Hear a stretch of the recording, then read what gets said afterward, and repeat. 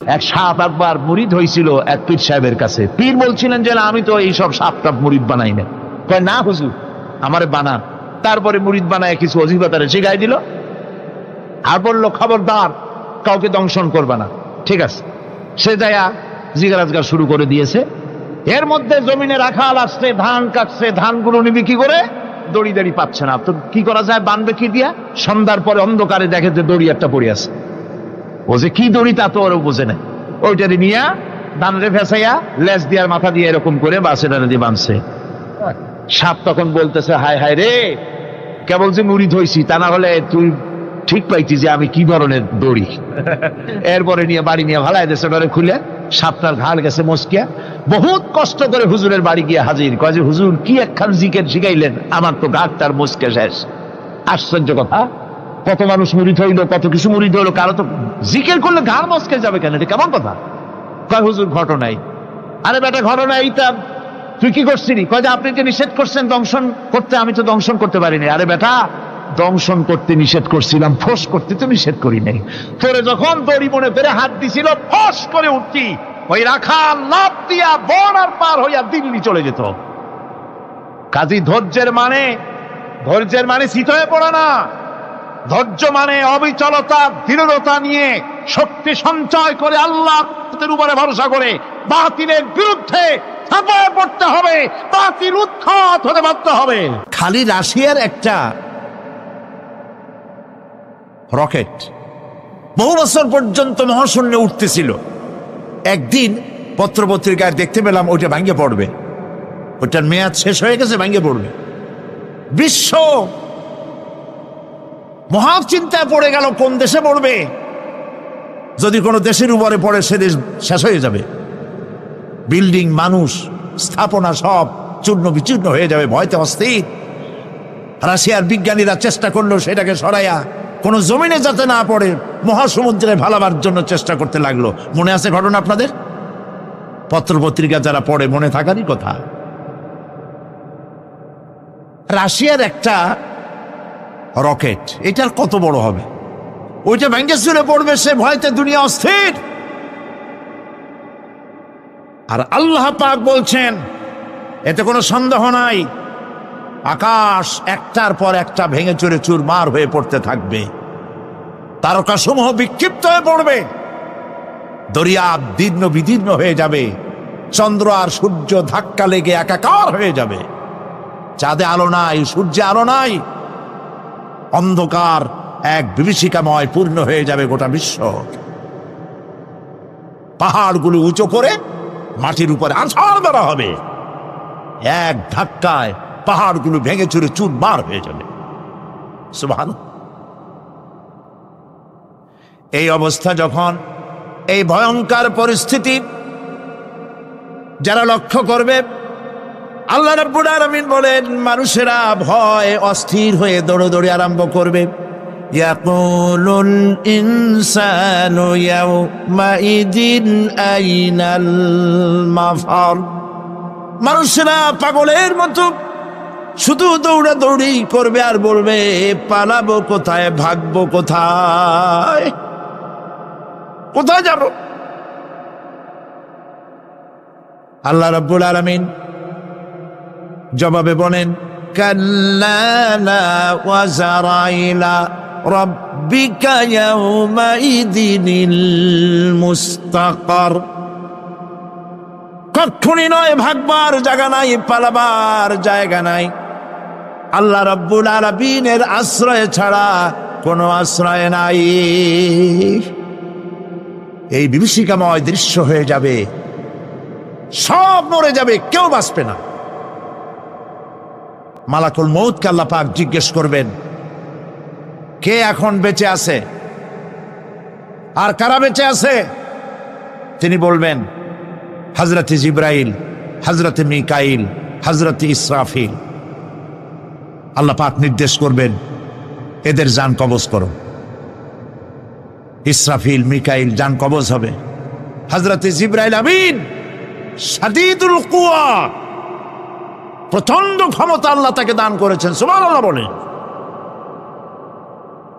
দুনিয়ার সব নবীদের কাছে বাণী বহন করে নিয়ে আসছেন পূর্ণ অথেন্টিসিটির সাথে। সুবহানাল্লাহ। আল্লাহ পাক যাকে বলেছেন রূহুল আমিন, নবী করিম সাল্লাল্লাহু আলাইহি সাল্লামের মেরাজের রাত্রে যে কথা বলা হয়েছে, ওয়ালাকাদ রাহু বিল উফুকিল মুবিন, পশ্চিম দিক বলয় তিনি যে দেখতে পেয়েছিলেন, তাফসীর বলছে হযরতে জিবরাইলের পূর্ণ আকৃতিতে নবী করিম সাল্লাল্লাহু আলাইহি সাল্লাম তাকে দেখতে পেয়েছিলেন।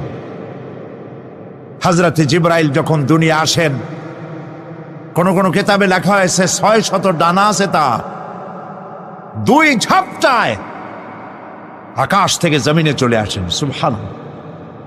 হযরতে জিবরাইলকে আল্লাহ পাক বলবেন তাকে মওত দাও, হযরতে জিবরাইলও বিদায় হয়ে যাবে। আল্লাহ প্রশ্ন করবেন এখন আর কে বাকি? মান বাকিয়া ইয়া মালাকাল মউত। মালাকুল মউত বলবেন হে আল্লাহ তাআলা, এখন তোমার সামনে আমি দাঁড়িয়ে আছি, আর কেউ নেই। আল্লাহ পাক বলবেন মুত ইয়া মালাকাল মউত। আল্লাহু আকবার। মুত ইয়া মালাকুল মউত, মরে যা, মরে যা। মালাকাল মউত মরে চলে যাবে। এরপরে আর কেউ নাই। আল্লাহ রাব্বুল আলামিন এই অবস্থায় কত বছর কত কাল চলে যাবে আল্লাহ পাক ভালো জানেন, কেউ নাই।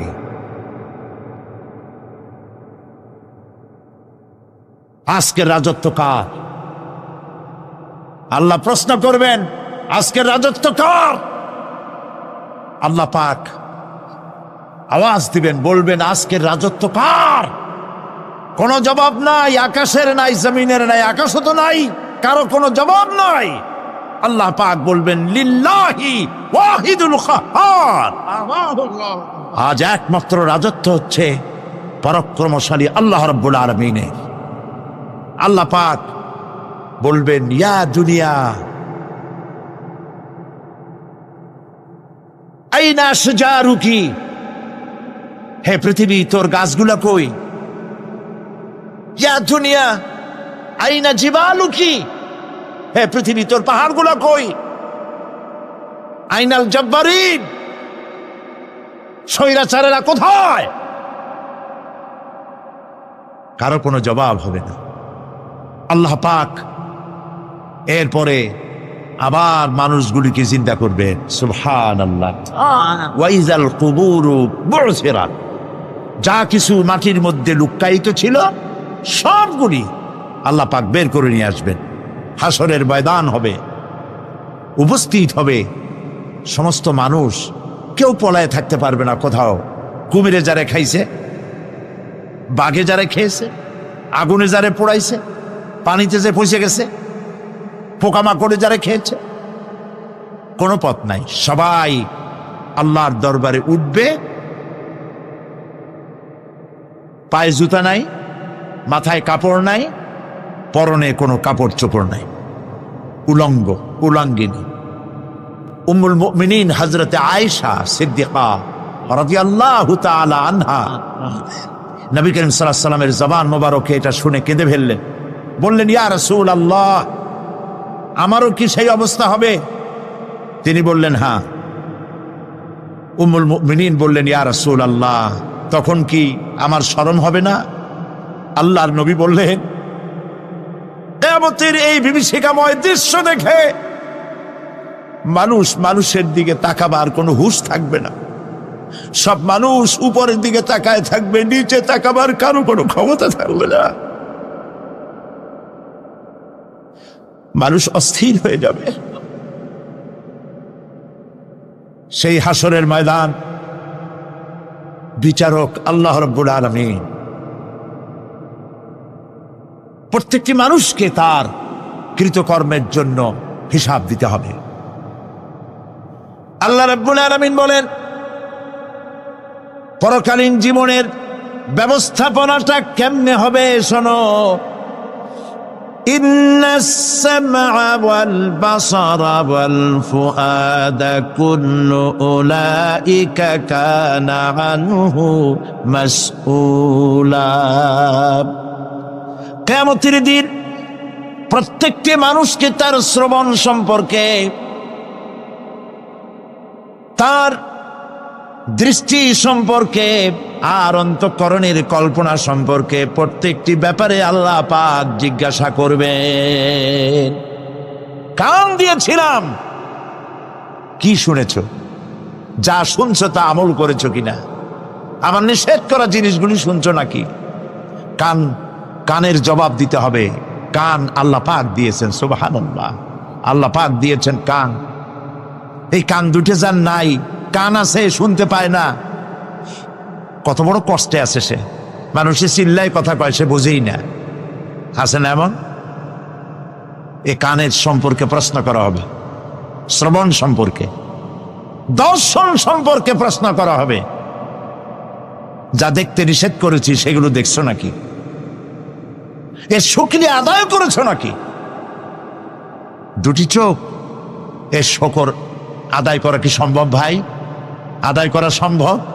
এই দুটি চোখ যদি না থাকতো, আমার গর্ভধারিণী মাকে দেখতে পারতাম না। এই সুন্দর চোখ দুটি যদি আল্লাহ না দিতেন, আল্লাহর এই সুন্দর সৃষ্টি দেখা থেকে বঞ্চিত হয়ে যেতাম। আল্লাহকে বলি, মনির, হে বিশাল আকাশের মালিক, তুমি দয়া করে না চাইতে আমাদের শরীরে যা দিছো নিয়ামত, মৃত্যুর আগে ছিনায় নিও না। দুটি চোখের শকর আদায় করতে পারবো না। চোখের মধ্যে পানি আছে, কান্নার পানি না, সবসময় চোখে পানি আছে। চোখে আমরা পলক দেই না? কত কুদরত আল্লাহ পাকে। এই পৃথিবীতে দিনে রাতে অসংখ্য পলুয়েশন, রোগ জীবাণু সমানে উঠতেছে। এখন যদি মাইক্রোস্কোপ যন্ত্র এখানে থাকতো, তাহলে দেখতেন এই পরিবেশটা কত দূষিত, কত পলুয়েশন, কত জার। এগুলি নাকের মধ্য দিয়ে পেটে যাচ্ছে, চোখের মধ্যে ঢুকতেছে ক্রমাগত। চোখের ভিতরে ধুলাবালি ঢুকবে, আর পরিষ্কারের কোনো ব্যবস্থা যদি না করা হয়, চোখের দৃষ্টি নষ্ট হয়ে যেতে পারে। এই জন্য আল্লাহ রাব্বুল আলামিন চোখের ভিতরে মেডিসিন রূপী এক প্রকারের পানি রেখেছেন, আর অটোমেটিক চোখের পাতা ওঠানামা করে প্রতি মুহূর্তে চোখকে ক্লিন করে দিতেছে। এই চোখ সম্পর্কে আল্লাহ রাব্বুল আলামিন প্রশ্ন করবেন, অন্তঃকরণ সম্পর্কে প্রশ্ন করবেন। জবাব দেওয়া সেদিন বড়ই কঠিন হয়ে যাবে। এই জন্য আল্লাহ রাব্বুল আলামিন দুনিয়াবাসীকে সতর্ক করে দিচ্ছেন। তিনি আরো বলছেন, ওয়ালাকাদ খালাকনাল ইনসানা ওয়া না'লামু মা তুওয়াসবিসু বিহি নাফসু ওয়া নাহনু আকরাবু ইলাইহি মিন হাবলিল ওয়ারিদ। মানুষ সৃষ্টি করেছি আমি, তার অন্তঃকরণে কি চিন্তা হয়, কি কল্পনা হয় তাও জানি আমি। আর আমি আমার বান্দার যেই সাহারাগের উপরে মাথাটা খাড়া আছে, বিজ্ঞানীরা খুঁজে পাচ্ছে। আল্লাহ পাক মানুষের গলায় একটা টেপ রেকর্ডার লাগাই দিয়েছেন, সুবহানাল্লাহ বলেন। সেই টেপ রেকর্ড আমার এই যে বক্তৃতা ভিডিওতে ধারণ করা হচ্ছে, টেপে ধারণ করা হচ্ছে। এই বুদ্ধিগুলি কে দিছে? আরে ভাই, কথা বলবেন তো আল্লাহর নাম জোরে না। এই বুদ্ধি কে দিয়েছেন? যে আল্লাহ বুদ্ধি দিয়ে আপনার আমার কথা রেকর্ড করাইতে পারে, সে আল্লাহ পাক আপনাদের আমার সাথে অদৃশ্য একটি টেপ রেকর্ড গলার মধ্যে ঝুলায় রাখছেন। এটা বিশ্বাস করবেন না? আব্দুল মুত্তালিব নবী করিম সাল্লাল্লাহু আলাইহি ওয়াসাল্লামের কি হয়? দাদা। উনি দেখা করতে চাইলেন আব্রাহার সাথে। আব্রাহা পারমিশন দিলেন, তিনি ঢুকলেন। তাকে বসতে সম্মানের জায়গা দেওয়া হলো। কুরাইশদের নেতা তিনি। আব্রাহা বললেন, বলেন আপনি কি বলবেন? আব্দুল মুত্তালিব বললেন, আমি জানতে পেরেছি যে তোমার সৈন্যরা আমার জনগণের এবং আমার উট দুম্বা ভেড়া সমানে দখল করতেছে, জবাই করতেছে আর পাইকারি ধরে খাইতেছে। এগুলো সব ধরে নিয়ে আসছে। আমি তোমার কাছে এটা বলতে আসছি, তোমার সৈন্যদেরকে বলো আমাদের উট টুট যা ধরছে ছাগল ভেড়া সব যেন ছেড়ে দেয়। আপনারা কই যে আশ্চর্য কথা, আমি মনে করেছিলাম যে তুমি কাবা শরীফ ভাঙতে আসছি আমি, আমারে অনুনয় বিনয় করে তুমি বলবা যে কাবা ঘর রক্ষা করো, তুমি ভাঙবো না। তা না কই তুমি তোমার গরু ছাগল উঠ বেড়ান, তোমার কাছে কি কাবার চাইতে উঠ বেড়া ছাগলের দাম বেশি? আব্দুল মুত্তালিব বললেন যে মোটেই না, ওইটার মূল্য আমাদের কাছে অনেক বেশি। তবে আমি ওইটার মালিক না, আমি উঠ ছাগল ভেড়ার মালিক, সেইটা আমি ছাড়াই নিতে আসছি। আর ঘরটা যার, আমি এই ঘর ধরে বলে আসছি, হে ঘরের মালিক তুমি তোমার ঘর থেকে ঘরকে ঠেকাও। আল্লাহ পাক তখন ঘর ঠেকাই দিছিলেন, কারণ এই ঘর ঠেকাবার মতো কোনো লোক তখন ছিল না। বাইতুল মুকাদ্দাস যখন আক্রান্ত হয়, বাইতুল মুকাদ্দাস যখন ইহুদরা আক্রমণ করে, তখন এই পৃথিবীতে 70 কোটি মুসলমান ছিল। যেই পৃথিবীতে 70 কোটি মুসলমান বাস করে, সেই মুসলমানেরা যদি তাদের কেবলায় উলা ইহুদিরা দখল করে নেয়, তা ঠেকাবার দায় দায়িত্ব তাদের মধ্যে সেন্স অফ প্রেস্টিজ যদি ইস্যু না হয়, সর্দি গর্মি না হয়, এটা ঠেকাবার দায়িত্ব আল্লাহর নাই। আর বাবরি মসজিদ যখন ভাঙা হয়, তখন এই পৃথিবীতে মুসলমানদের সংখ্যা 125 কোটির কাছাকাছি। 125 কোটি মুসলমান যে পৃথিবীতে বাস করে, সেইখানে যদি মুসলমানেরা তাদের মসজিদ ভাঙ্গে, তাতে করে যদি তাদের গা না জ্বলে, তো আল্লাহ পাক এখানে তয়রান আবাবিল পাঠাবেন না, জরুরত নেই। ঠিক আজ অনুরূপ ভাবে ইরাকের উপরে যে হামলা হচ্ছে, পৃথিবীর মুসলমানেরা নিজেদের জমিন ছেড়ে দিচ্ছে, আমার জমিনের উপরে দাঁড়াই আমার বাইরে পিটাও, আমার ভাইকে মারো, হত্যা করো, আমি তোমার বিমান বাহিনীকে, আমি তোমার নৌবাহিনীকে, তোমার ল্যান্ড ফোর্সকে জায়গা করে দিলাম। এই যদি দেয়, তা আল্লাহ পাক সাহায্য কেন করবেন? আল্লাহর ওয়াদা, আল্লাহর সাহায্যের ওয়াদা তো মুমিনদের জন্য। ওয়া কানা হাক্কান আলাইনা নাসরুল মুমিনিন, মুমিনদেরকে সাহায্য করা আমি আল্লাহর জন্য ওয়াজিব। আল্লাহ রাব্বুল আলামিন কোরআনে কারীমের মধ্যে বলেছেন, ওয়ালা তাহিনু ওয়ালা তাহজানু ওয়া আনতুমুল আলাউনা ইন কুনতুম মুমিনিন। কোনো ভয় নাই, কোনো চিন্তা নাই, যদি মুমিন হও আমি আল্লাহ তোমাদেরকে বিজয় দান করব। ইজা ফাতাশ শারত ফাতাল মাশরুত, শর্ত যদি পালন করা না হয়, ওয়াদা পূরণ হবে না। শর্ত হচ্ছে মুমিন হও, আল্লাহ বলছেন আমি সাহায্য করব। আমরা কি মুমিন হইতে পারছি? জবাব চাই, মুমিন হইতে পারছি? নিজের বুকের কাছে হাত দেন, নিজের কলবের কাছে, নফসের কাছে প্রশ্ন করুন। আল্লাহ যে মুসলমান চান, রসুল যে মুসলমান চান, যে কোয়ালিটির, আমি কি সেই কোয়ালিটি, সেই রিকোয়ারমেন্ট আমি কি ফুলফিল করতে পেরেছি? মন থেকে একটা নেগেটিভ জবাব আসবে, মন বলবে না এখনো হইতে পারো নাই।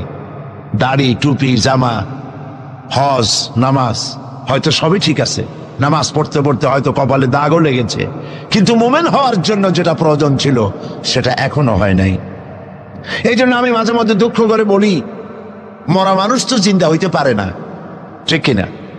কিন্তু কোন মরা মানুষ যদি জিন্দা হইতে পারতেন, এমন কোন সিস্টেম যদি থাকতো, আর একজন সাহাবী যদি জিন্দা হতে পারতেন, আর আমাদেরকে যদি দেখতেন, আমাদের আমালগুলি যদি দেখতেন, চিৎকার দিয়ে বলতেন আল্লাহর কসম, মুহাম্মদ সাল্লাল্লাহু আলাইহি ওয়াসাল্লাম রক্ত দিয়ে, সাহাবায়ে কেরাম জীবন দিয়ে যে মুসলমান তৈরি করে গেছিলেন, এরা সেই মুসলমান না। আমাদের ইসলাম শুধু মসজিদের মধ্যে, আমরা যে মুসলমান তার পরিচয় শুধু মসজিদের মধ্যে। মসজিদ থেকে বেরিয়ে যাওয়ার পর আমার আচরণ আর হিন্দুর আচরণ আর খ্রিস্টানের আচরণের মধ্যে, ইহুদির আচরণের মধ্যে কোনো পার্থক্য আছে কি? বরং আমি তো আরো বাড়িয়ে বলবো, এক ধাপ এগিয়ে। এই পৃথিবীতে যদি চ্যালেঞ্জ হয়, কম্পিটিশন হয়, পৃথিবীতে সব থেকে বেশি মিথ্যে কথা কারা বলে? জবাব রূঢ় হলো বাস্তব, জবাবটা হচ্ছে মুসলমানেরাই। ওজনে কম দেয় কারা বেশি? মুসলমান। খাদ্যে ভেজাল দেয় কারা বেশি? মুসলমান। তাহলে আল্লাহর রহমত আমরা কেন পাবো?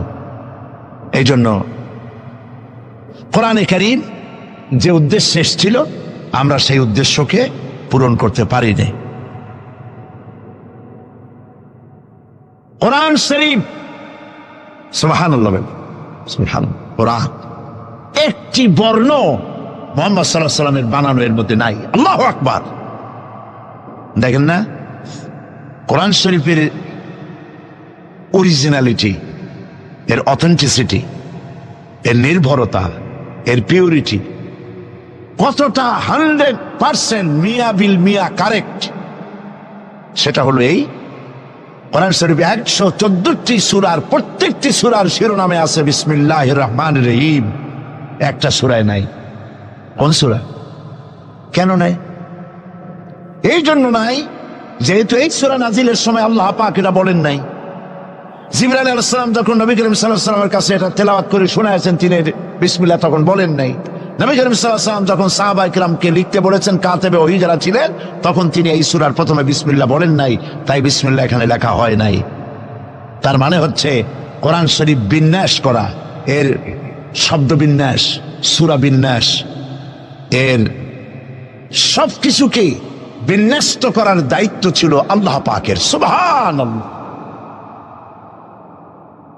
আল্লাহ রাব্বুল আলামিন কোরআনে কারীমের মধ্যে বলেছেন, ইন্না নাহনু নাযালনা যিকরা ওয়া ইন্না লাহু লাহাফিজুন। কোরআন নাজিল করেছি আমি আল্লাহ, আর এর সংরক্ষণের সবটুকুন দায়িত্ব আল্লাহ রাব্বুল আলামিন নিজেই গ্রহণ করেছেন, আমি গ্রহণ করেছি। নাজিল করছি আমি, হেফাজত করব আমি। কে বলেন সবাই? আমি হেফাজত করব এটাকে। আল্লাহ পাক গ্যারান্টি দিচ্ছেন, ওয়ালাউ তাকাওয়ালা আলাইনা বা'দাল আকাবিল। আমার নবী যদি নিজের থেকে বানিয়ে কোনো কথা আমি আল্লাহর নামে কোরআন শরীফের ভিতরে চালাই দিতেন, আমি আমার নবীর ডান হাত চেপে ধরতাম, আর তার কণ্ঠ নালীকে আমি আল্লাহ কেটে ফেলে দিতাম। কত বড় কথা! গলা কেটে ফেলে দিতাম, একটি কথাও যদি নিজের থেকে বানিয়ে বলতেন। সুবহানাল্লাহ বলেন। সেই কোরআন একটি শব্দ মানুষের নেই। আল্লাহ পাক বলেছেন, এর উপর, কোরআনের উপর থেকে, এর নিচের থেকে, এর ডান থেকে, এর বাম থেকে, এর ভিতরে শয়তানের বাতিলের প্রবেশের কোনো অধিকার নয়। যদি থাকতো এতদিনে কত বেড়াছাড়া করতো, সেরা বেড়া করতো, উল্টো পাল্টা করিয়া সর্বনাশ করে ফেলাইতো, ঠিক কিনা? পৃথিবীতে শত শত কোটি খ্রিস্টান পৃথিবীতে আছে। খ্রিস্টানদেরকে চ্যালেঞ্জ করুন তো যে একটা বাইবেলের হাফেজ দাও আমাদেরকে। সারা পৃথিবীতে একটা হাফেজ চাই, বাইবেল মুখস্থ করছে, পাওয়া যাবে? যাবে না। হিন্দুদেরকে চ্যালেঞ্জ করে, কত কোটি হিন্দু আছে তোমাদের, বেদ তোমাদের ধর্মগ্রন্থ, বেদ মুখস্থ করছে, এরকমটা হাফেজ দাও, পারবে দিতে? পারবে না। মহান আল্লাহ রাব্বুল আলামিন কোরআনে কারীমকে হেফাজত করেছেন। সূরা কামারের মধ্যে রাব্বুল আলামিন বলেছেন, ওয়ালাকাদ ইয়াসসারনাল কুরআনা লিযিকরি ফাহাল মিন মুদ্দাকির। আল্লাহ পাক বলেন, অবশ্যই কোরআনে কারীমকে আমি মানুষের কাছে মুখস্থ করার জন্য আর বোঝার জন্য সহজ করে দিয়েছি। মুখস্থ করাও সহজ আর বোঝাও সহজ। কিন্তু দুর্ভাগ্যজনক সত্য আরেকটি কথা আছে, সেটা হলো এই, মুসলমান দাড়িওয়ালা টুপিওয়ালা আল্লাহর মসজিদের ভেতরে বসে এক শ্রেণীর মুসলমানেরা বলে, কোরআন বোঝা আমাদের কাম না, আমরা পাবলিক, আমরা কোরআনের বুঝবো কি? কোরআন বুঝবে আলেমেরা। অবশ্য এই রকমের লোক নারায়ণগঞ্জে নাই, বিভিন্ন জেলায় আছে। কোরআন আমরা বুঝবো না, বিশাল ব্যাপার, আল্লাহর কোরআন, এর আমরা বুঝবো কি? এই কথাটা শয়তানের একটি ওয়াসওয়াসা। এই কথাটি শয়তানের মারাত্মক ওয়াসওয়াসা। আল্লাহ খান কোরআন দিছেন খালি মৌলানা মৌলবীদের বুঝাবার জন্য, আর কেউ এটা বুঝবে না। আল্লাহ পাক বলছেন, আমি মানুষের জন্য কোরআন বোঝা সহজ করেছি। চেষ্টা করো, বুঝতে চেষ্টা করো। কোরআন শরীফ দুইটা জিনিস, একদিকে বোঝা সহজ, মুখস্থ করাও সহজ। আমার কাছে হাফেজ আমি পেয়েছি 8 বছরের বাচ্চা কোরআন শরীফ মুখস্থ করছে। আজকে পত্রিকা দেখলাম একটা ছোট্ট মেয়ের ছবি, 7 বছরে কোরআন শরীফ মুখস্থ করেছে, কোন মৌলানা সাহেবের ছেলে, তার মাও হাফেজ বাবাও হাফেজ। 7 বছরের ছোট্ট বাচ্চা 30 পারা করেছে। আপনি কি মনে করেন, পাগলামি মনে করেন এত বড় কোরআন শরীফ মুখস্থ করা? 7 বছরের বাচ্চা কোরআন মুখস্থ করছে। আমার কাছে মনে হলো যেন আটলান্টিক মহাসাগর আল্লাহ ঝিনুকের মধ্যে ঢুকাই দিছে। এই যে শরফুদ্দিন খলিফা নাকি একটা ছোট্ট বাচ্চার একটা ক্যাসেট বেরিয়েছে না, তানজানিয়া। লোকেরা বলে, খুব আশ্চর্য হয়ে যায় যে কেউ কেউ তো বলে যে এগুলি কম্পিউটার দিয়ে বানাইছে। যারা আল্লাহর কুদরত বিশ্বাস করে না তারা এরকম বলে। লোকেরা আশ্চর্য হয়ে যায়, এতটুকু ছোট ছেলে কোরআন শরীফ মুখস্থ করলো কেমনে? বয়স তার 4 বছর। আসলে বয়স 4 বছর না, আমি আজ থেকে 4 বছর আগেই তার ক্যাসেট দেখেছি লন্ডনে। তাহলে হইতেই পারে, আল্লাহ পাক যদি ইচ্ছা করেন করতেই পারে। চিন্তা করে দেখেন না, একটা লোক 40 বছর পর্যন্ত লেখাপড়া জান, লিখতেও পারেন না, পড়তেও পারেন না, নামও সই করতে পারেন না, কোন রাজনৈতিক ব্যক্তিদের সাথে ওঠা বসা করেন নাই, কোন কবি সাহিত্যিকদের সাথে ওঠা বসা করেন নাই। সেই লোকটি 40 বছর পর এমন কথা বললেন, রাজনীতির কথা, দুনিয়ার সব রাজনীতি ফেল হয়ে গেল, অর্থনীতির ব্যাপারে, সমাজনীতির ব্যাপারে এমন সব কথা বললেন, দুনিয়া ফেল। 40 বছর যিনি লেখা জানেন না, পড়া জানেন না, লিখতে জানেন না, পড়তে জানেন না, কে তিনি? সাল্লাল্লাহু আলাইহি ওয়াসাল্লাম। তো আল্লাহ পাক কেন পারবেন না? মরা গাছ দিয়ে ফুল ফুটাই দিতে পারেন, মরুভূমির ভিতরে পানির প্রস্রবণ ঘটিয়ে দিতে পারেন, আমিরকে ফকির করতে পারেন, ফকিরকে আমির করতে পারেন। এই তো আল্লাহ। যালিকুমুল্লাহু রাব্বুকুম, ইনি হচ্ছেন তোমার আমার রব। সুবহানাল্লাহ ওয়া বিহামদিহি। কোরআনে কারীমকে একদিকে মুখস্থ করা সহজ, আর মুখস্থ করার জন্য একটি সিস্টেম কোরআন শরীফের মধ্যে আছে, চিন্তা করলে যেগুলি পাওয়া যায়। সেটা হলো এই যে কোরআন যদি কেউ তাড়াতাড়ি পড়ে মনে হবে যেন প্রবন্ধ পড়তেছি, আর যদি থেমে থেমে পড়ে তাহলে মনে হবে যেন কবিতা পড়তেছি। সুবহানাল্লাহ।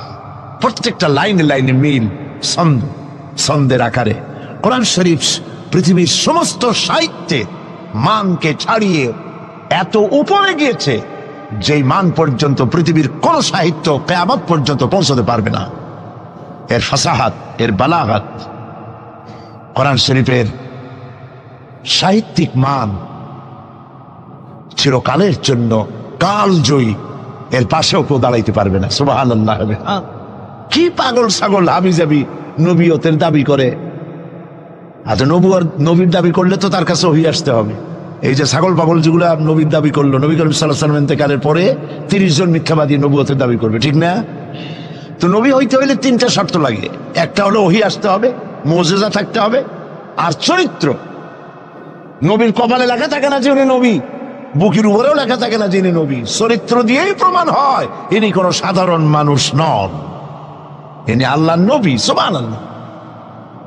তাই তো হযরতে নবী করিম সাল্লাল্লাহু আলাইহি ওয়াসাল্লাম যখন হযরত খাদিজা রাদিয়াল্লাহু তাআলা আনহার কাছে যখন দ্বীনের দাওয়াত দিলেন, কালেমার দাওয়াত দিলেন, 1 সেকেন্ডও তিনি দেরি করেন নাই। চিন্তা করেন না, আপনি নিজেকে বহুত ফেরেশতা রূপে আপনি বলতে পারেন যে আমি একেবারে অ্যাঞ্জেলিক ক্যারেক্টারের লোক, ফেরেশতা চরিত্রের মানুষ, বাইরে গিয়ে বহুত কথা বলতে পারেন, এমনকি বাইরে গিয়ে অনেক মুরিদও বানাইতে পারেন। পীর সাহেবদেরকে জিজ্ঞেস করা উচিত যে আপনার বউ আপনার কাছে মুরিদ হয়েছে কিনা। বউ মুরিদ করে এত সহজ না।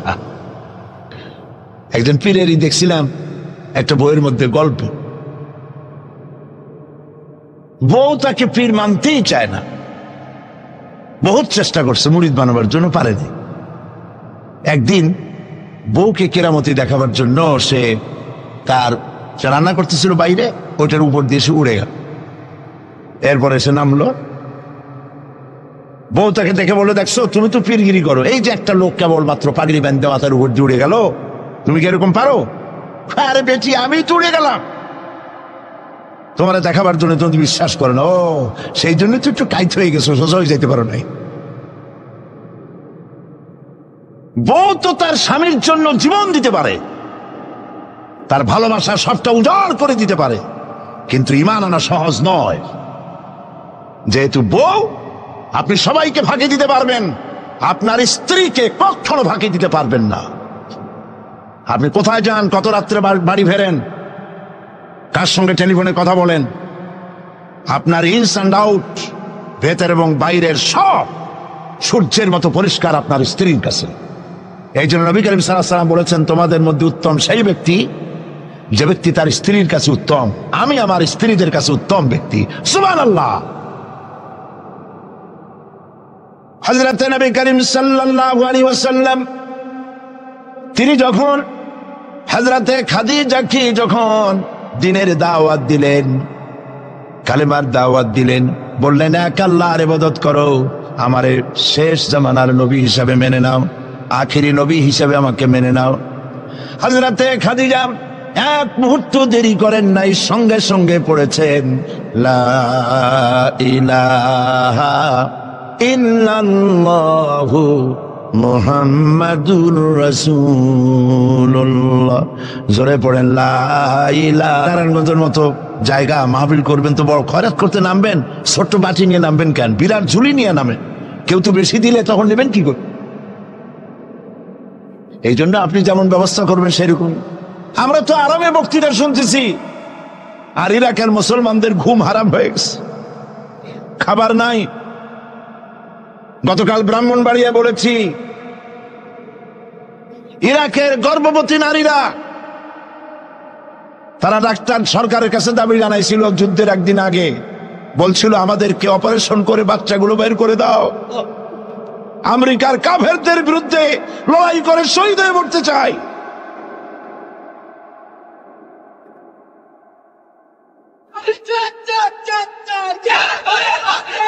আমরা কিচ্ছু করতে পারবো না, কিন্তু দোয়া করতে পারবো। কি করতে পারবো? তবে দোয়া কবুল হোক আর না হোক এই নিয়ে তাড়াহুড়ো করবেন না। অনেকে মনে করে দোয়া তো করছিলাম, আফগানের জন্য হয়েছে কি? এই জাতীয় কথা বলা ইমানের বিপরীত, ইমানের খেলাফ। আপনার দোয়া কবুল করতে আল্লাহ বাধ্য নন।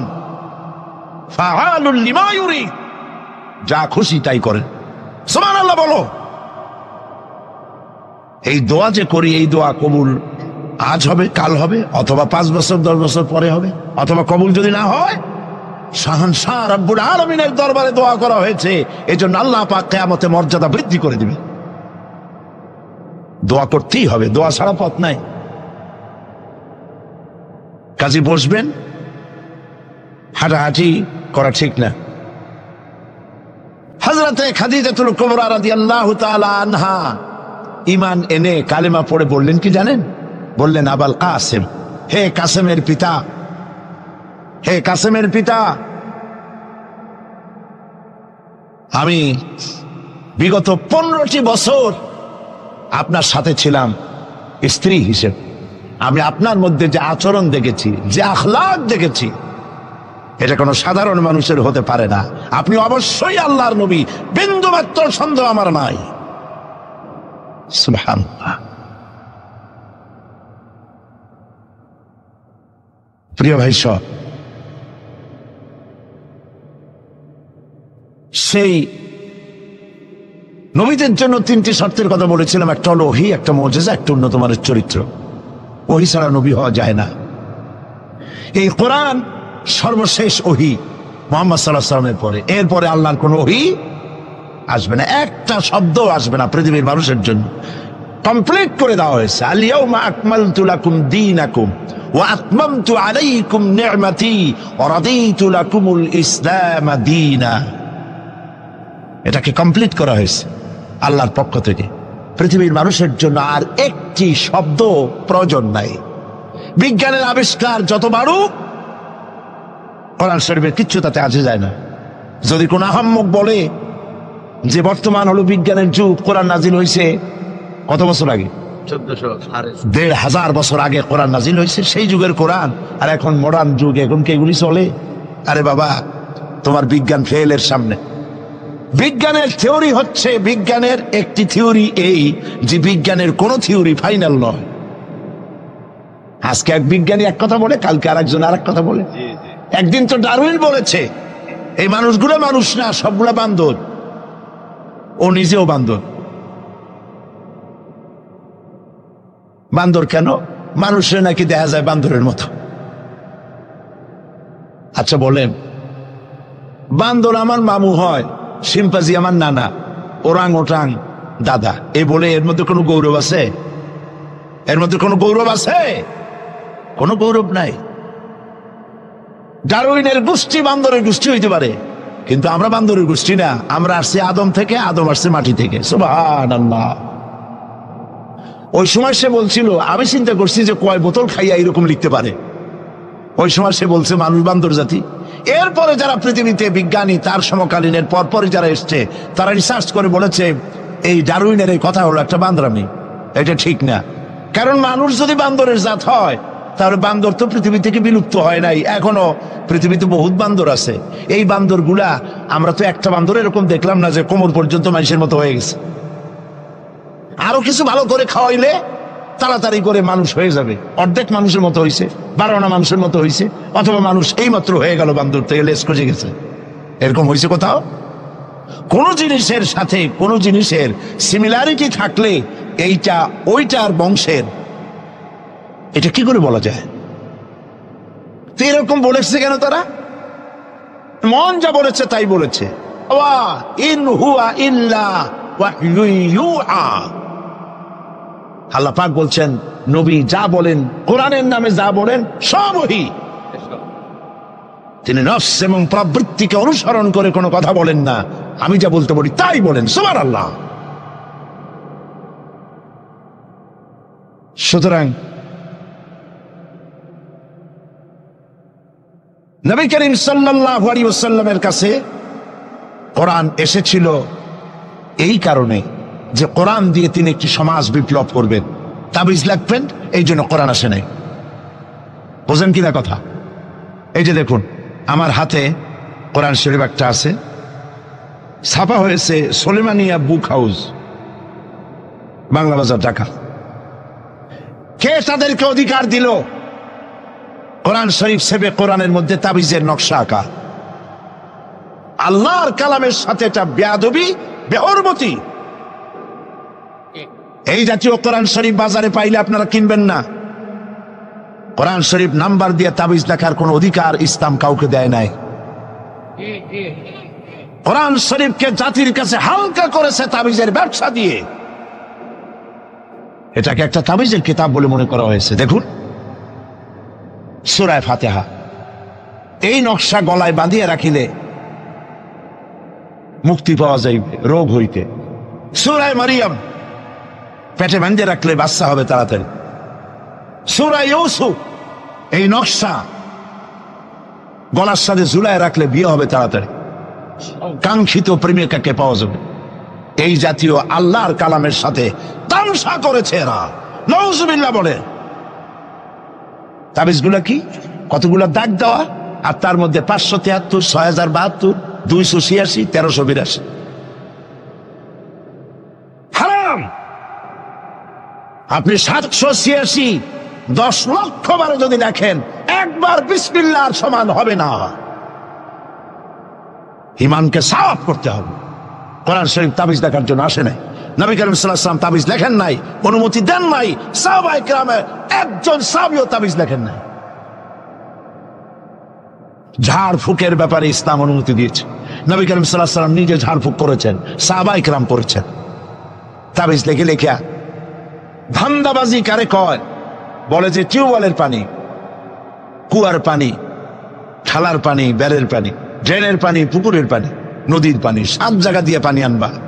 জাফরানের কালি,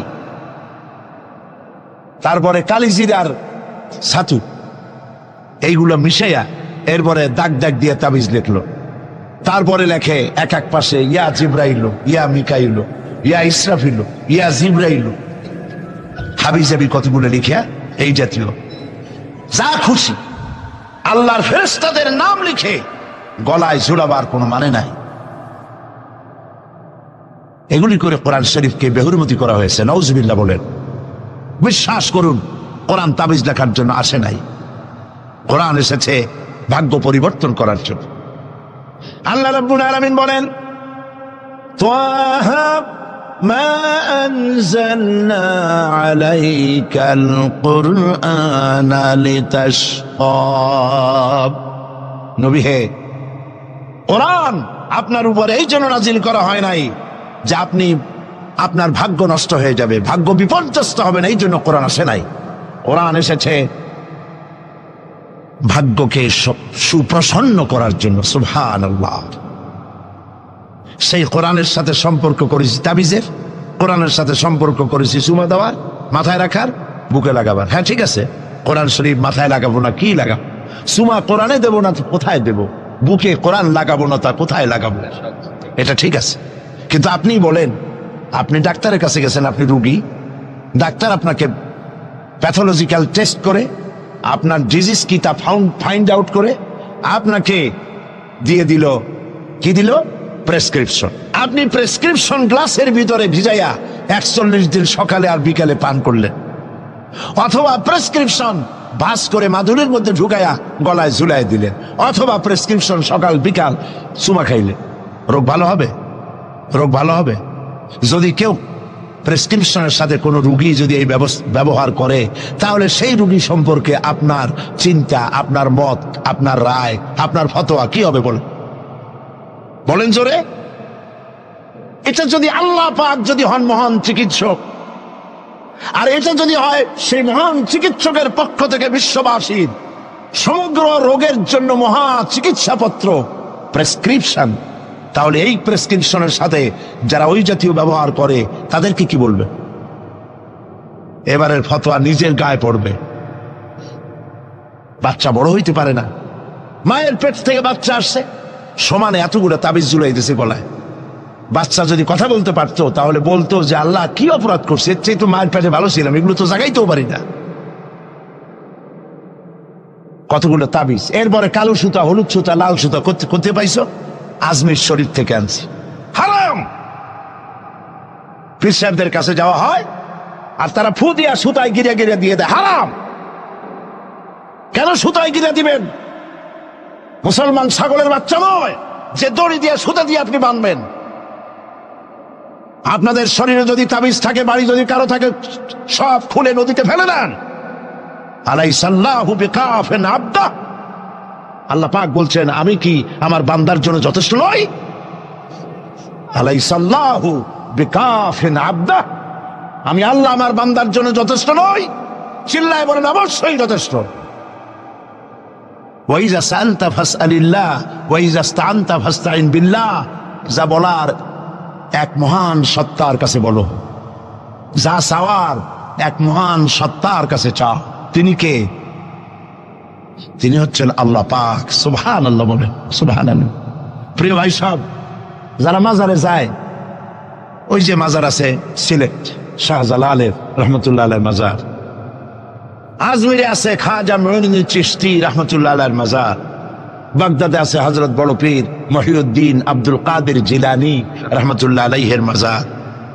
বাংলাদেশ থেকে লোকেরা তাদের পয়সা করিয়ে আসে, সব জায়গায় যায়। কেন যায়? 15 বছর বিয়ে করছে, বাচ্চা হয় না, মামলা করেছে হাইকোর্ট, সুপ্রিম কোর্ট, সব জায়গায় বেকায়দা। ব্যবসা করে, খালি লাল বাতি জ্বলে, ওষুধপত্র খায়, রোগ ভালো হয় না, চলে গেল মাজারে। একটু সময়ের জন্য কমন সেন্সের কমন বাদ দিয়া শুধু সেন্স দিয়া চিন্তা করেন।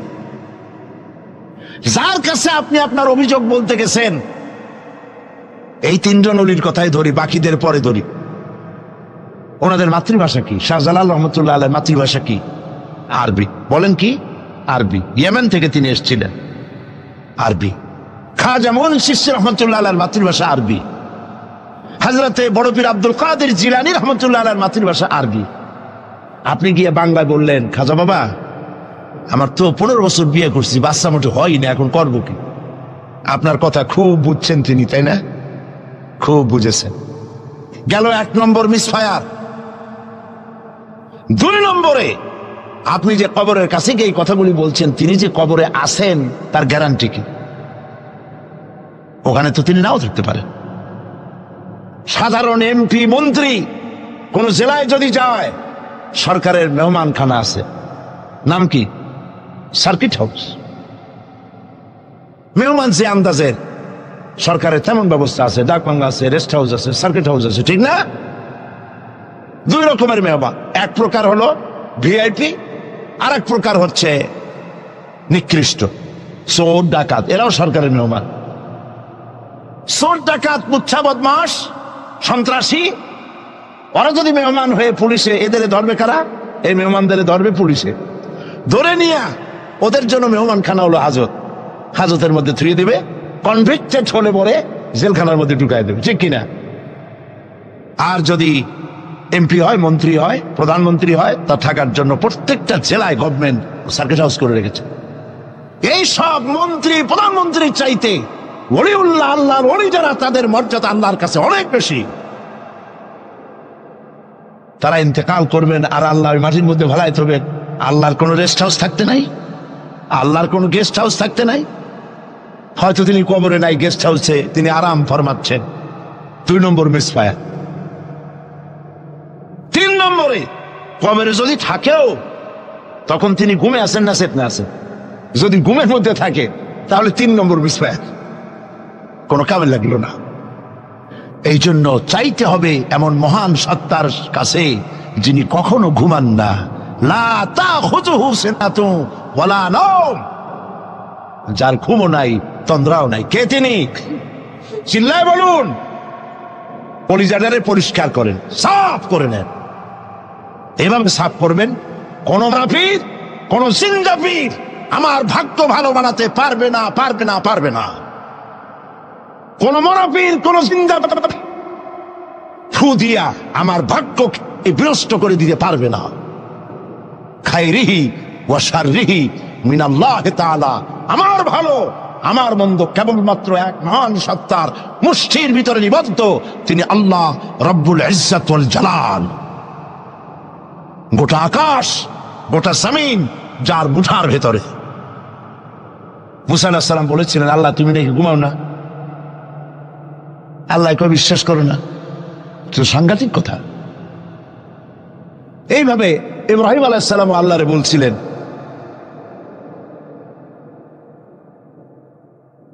রব্বি আরিনি কাইফা তুহিয়াল মাউতা, আল্লাহ তুমি মরাকে জিন্দা করো কেমনে?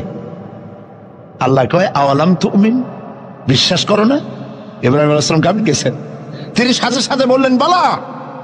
তিনি কিন্তু নাম বলতে পারতেন, যদি নাম বলতেন তো ভুল হইতো না। তো নাম আর বালার সমর্থবদ, তিনি বলতেন হ্যাঁ, কিন্তু নাম বলেন নাই, বলেছেন বালা।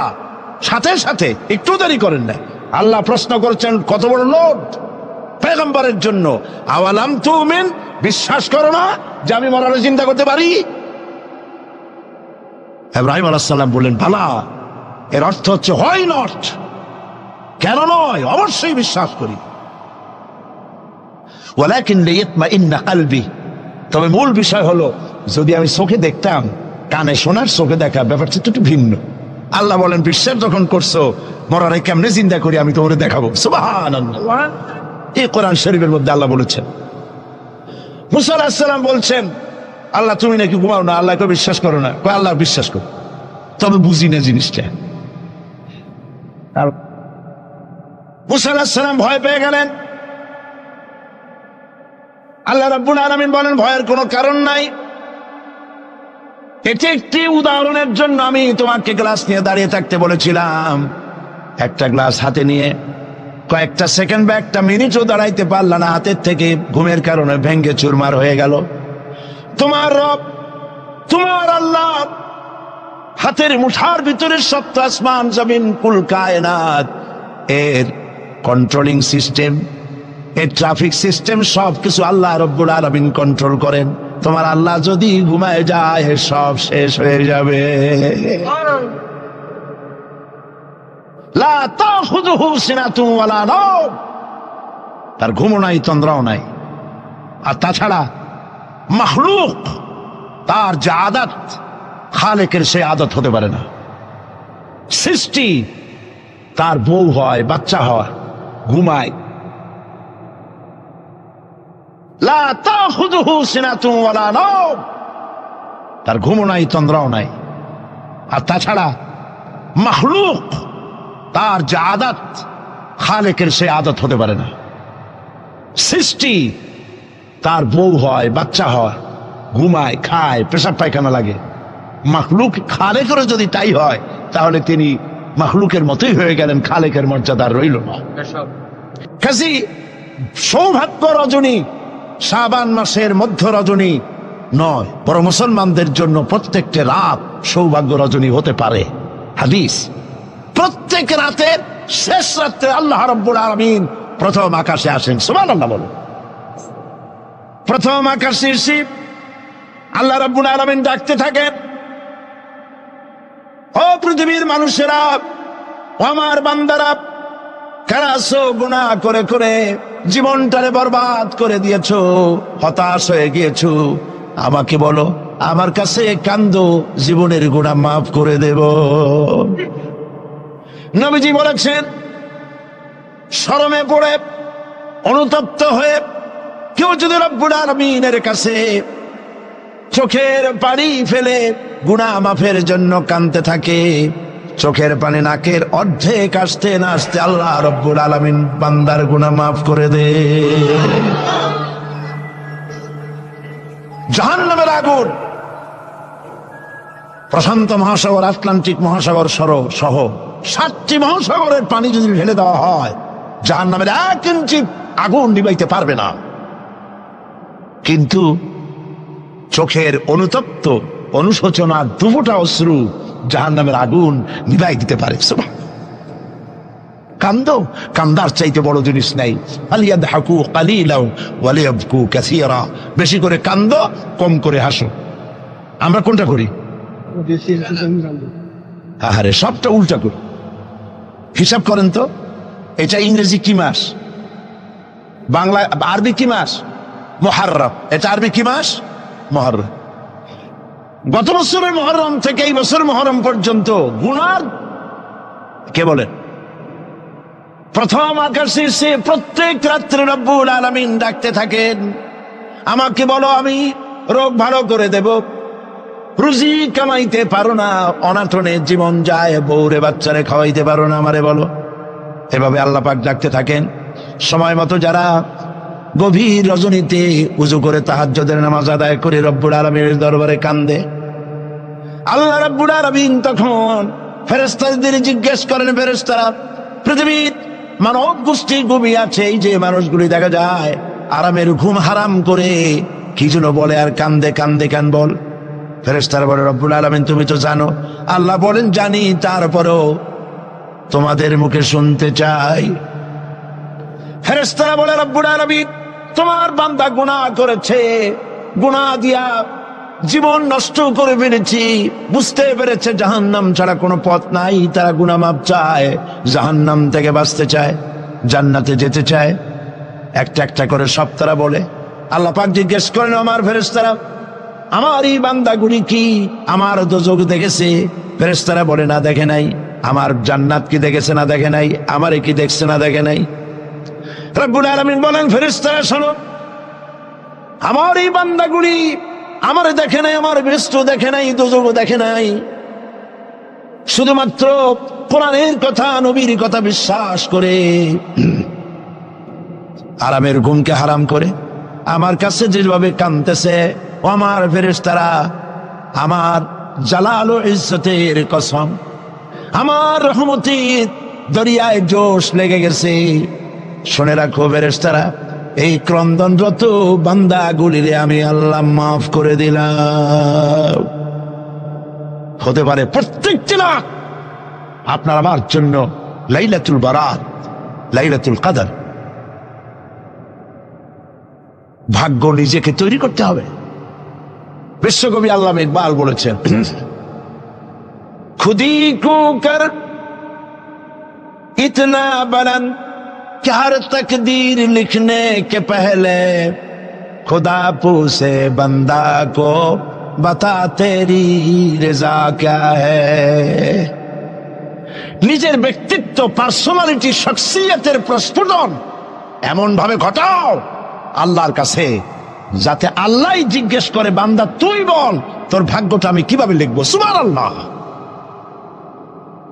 আল্লামা ইকবালের শেরগুলো যখন আমি আল্লামা ইকবালের খুবই ভক্ত, আমার কাছে মনে হয় তার প্রত্যেকটি শের, প্রত্যেকটি কবিতার লাইন কোরআন শরীফের তাফসীরের বিমূর্ত প্রতীক হয়ে বেরিয়েছে। দাড়ি কামানো মানুষ, কতগুলো মোষ, কেমনি পারলেন? আমি মাঝে মধ্যে খুব বিস্ময় বোধ করছি, কিভাবে এই ধরনের একজন লোক প্রত্যেকটি কথা কোরআনের তাফসীর হয়ে বেরোলো কেমনে? কোরআন রে আপনি বুঝলেন কেমনি? আমি অক্সফোর্ড ইউনিভার্সিটিতে প্রোগ্রাম করেছি। অক্সফোর্ড ইউনিভার্সিটিতে আল্লামা ইকবাল যেখানে পড়াশোনা করতেন, যে রুমে থাকতেন, রিসার্চ করতেন, শিক্ষকরা আমাকে সেটা দেখিয়েছে। পৃথিবীর বড় বড় নাম করা ব্যক্তিরা সেখান থেকে অক্সফোর্ডে পড়াশোনা করেছে, লেখাপড়া করলেন অক্সফোর্ডে, পাশ্চাত্যে। অথচ পাশ্চাত্য তারে গিলতে পারল না। তিনি খোদাদ্রোহী হলেন না, তিনি ইসলামের দুশমন হলেন না। তার কথাগুলি কোরআনের ব্যাখ্যা হয়ে বেরোলো। ব্যাপারটা কি? পড়তে পড়তে একবার আমার চোখের সামনে রহস্য উদ্ঘাটিত হল তার এক কবিতার মধ্য দিয়ে। আল্লামা ইকবাল এক জায়গায় লিখেছেন, खीरा न कर सिका मगरिब की दाओ दानिश, खीरा न कर सिका मगरिब की दाओ दानिश, सुरमा था आग का मेरा खाके मदीना। পাশ্চাত্যের চাকচিক্য আমার চক্ষুকে প্রতারিত করতে পারে নাই, কারণ মদিনার ধুলাবালুগুলি আমার চোখের মধ্যে সুরমা হয়ে লাগানো ছিল। প্রিয় ভাই সব,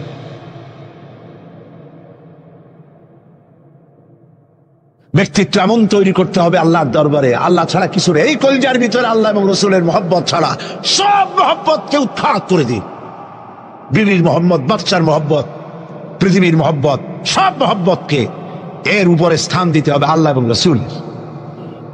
তাহলেই সঠিক মুসলমান হতে পারবো। আর এইরকম মুসলমান 130 কোটির দরকার নাই, 313 জন যথেষ্ট।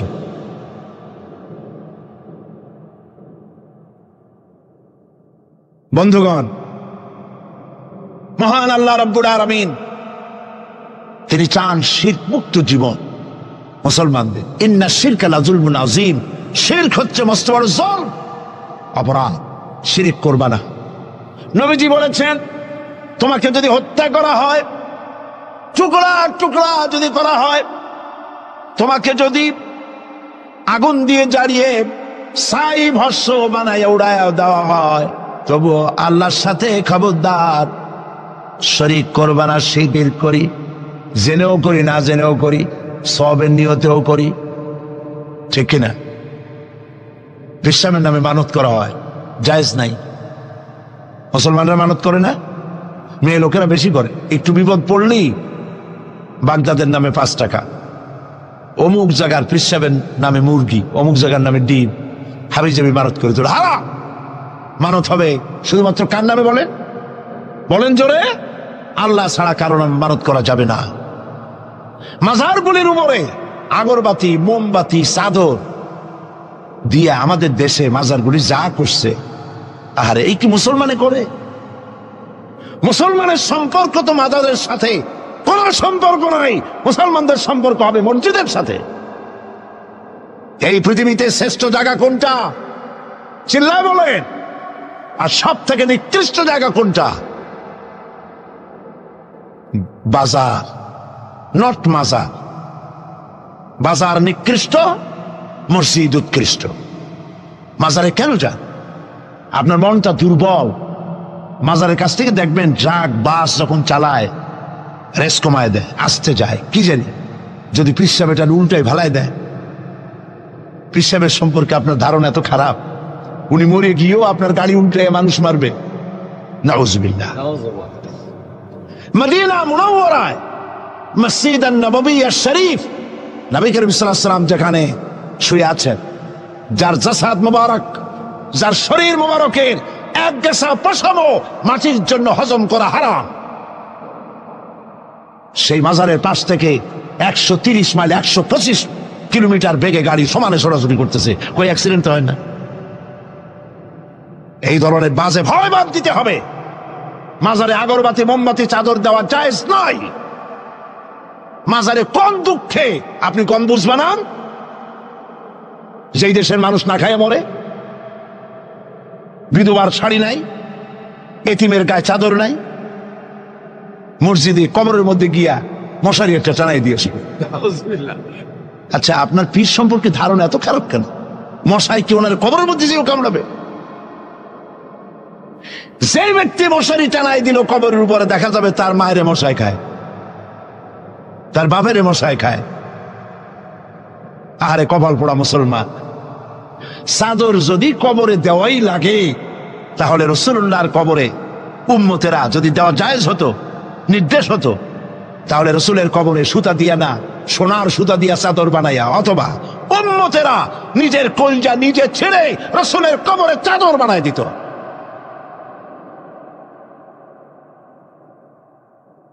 কাজে এগুলি বন্ধ করতে হবে। হাইকোর্টের মাজার, শাহ আলী বাগদাদের মাজার, বিভিন্ন জায়গায় যত মাজার আছে, এই সব মাজারে যাওয়া বন্ধ করে দিতে হবে। এগুলি গভর্নমেন্টের দায়িত্ব হেফাজত করার, আপনার যাওয়ার কোনো দায়িত্ব নাই। এখানে যাওয়ার অর্থই হলো আপনি শিরক করছেন। আপনার মনের ভিতরে দুর্বলতা আছে, ওখানে গেলেই আপনার মনের আশা পুরা হবে। আপনি যাবেন মসজিদে, কোনো বিপদে পড়েছেন, উজু করেন, মসজিদে যান, 2 রাকাত নামাজ পড়েন, কাজায়ে হাজাতে আল্লাহর কাছে হাত তুলে কান্দেন, দোয়া মঞ্জুর হয়ে যাবে। আলেম হয়, তিনি যদি ব্যবসা না করেন, মানুষকে ধান্দায় না ফেলেন, মানুষকে হেদায়েতের কথা বলেন, আর হেদায়েতের কথা বলতে গিয়ে জেল খাটেন, জরিমানা দেন, কষ্ট হয়, বুঝতে হবে পীর হক। আর যদি কোন পীর হইয়া আর একটা ইসলামী দলকে যদি বলে যে এরা কোন ইসলামের দলই না, যদি আন্দাজে কথা বলে, ঐক্যের বিরোধিতা করে, ইসলামী ঐক্যের, মুসলমানদের ঐক্যের, তাহলে বুঝতে হবে হয় ভারতের গোলামি করতেছে, না হয় কোন দলের পা চাটা গোলামে পরিণত হয়েছে। প্রিয় ভাই সব, এই জন্য কথা পরিষ্কার, কথা পরিষ্কার। কেউ আমার দাওয়াত দেউক আর না দেউক, এতে আমার কিছু আসে যায় না। আমি কারো চাকরি করি না, হক কথা বলবই, হক কথা বলবই বিইজনিল্লাহ, বিমাশিয়াতিল্লাহ তাআলা। মাজার পূজা বন্ধ করতে হবে, এটা পূজা, এই পূজা বন্ধ করতে হবে। পারবেন? পারবেন আপনারা? ওয়াদা করতে হবে আজ থেকে কোন মাজারে টাকা পয়সা, আগরবাতি মোমবাতি, মানত ছানত কিচ্ছু করব না। রাজি আছেন? 2 হাত উঁচু করে দেখা। 2 স্লোগান লাগবে না, হাত দুটো উঁচু করে রাখেন, আল্লাহ দেখলে খুশি হইব। আলহামদুলিল্লাহ। হাত নামা।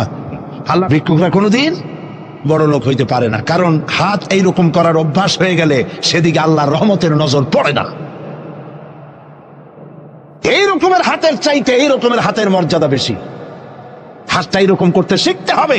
খালি মুড়িদেরা দেবে আর 2 হাত দিয়া পকেট 14-15টা একটা জামায় সমানে টাকা ঢুকাইতে থাকে।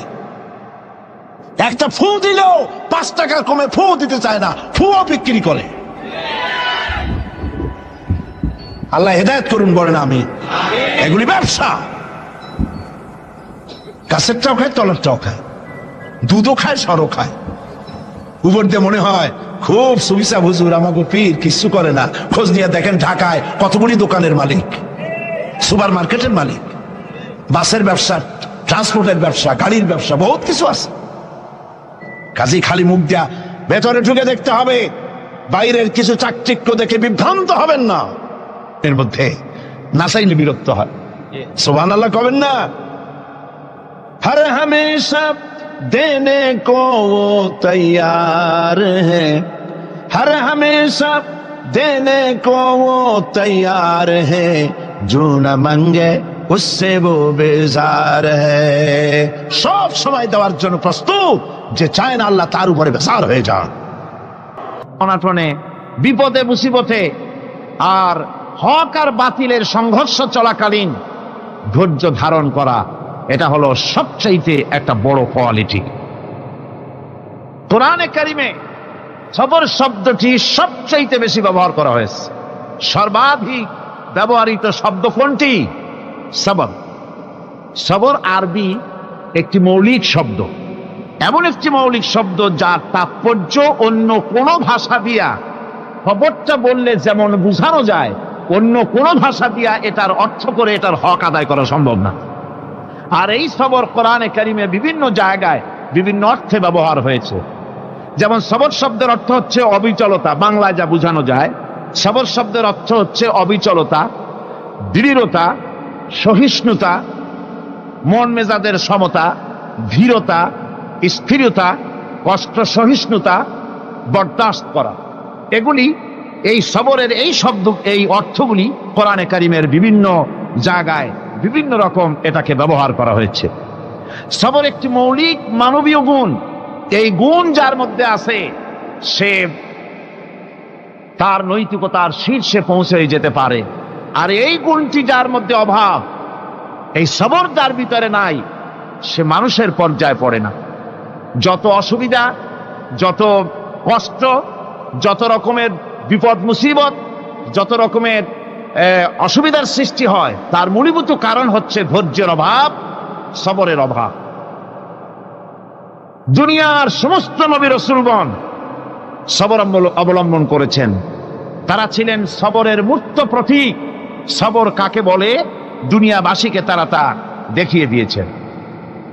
নিজ নিজ কওমের কাছ থেকে যখন কওমের কাছে নবীরা দাওয়াত দিয়েছেন, ইসলামের দ্বীনের দাওয়াত দিয়েছেন, তখনই সমাজপতিরা, রাষ্ট্রশক্তি তাদের উপরে, নবীদের উপরে ভেঙে পড়েছে, অত্যাচার করেছে। আল্লাহর পয়গম্বরেরা এই সমস্ত অত্যাচারের মোকাবেলায় চরম ধৈর্যের পরিচয় দিয়েছেন।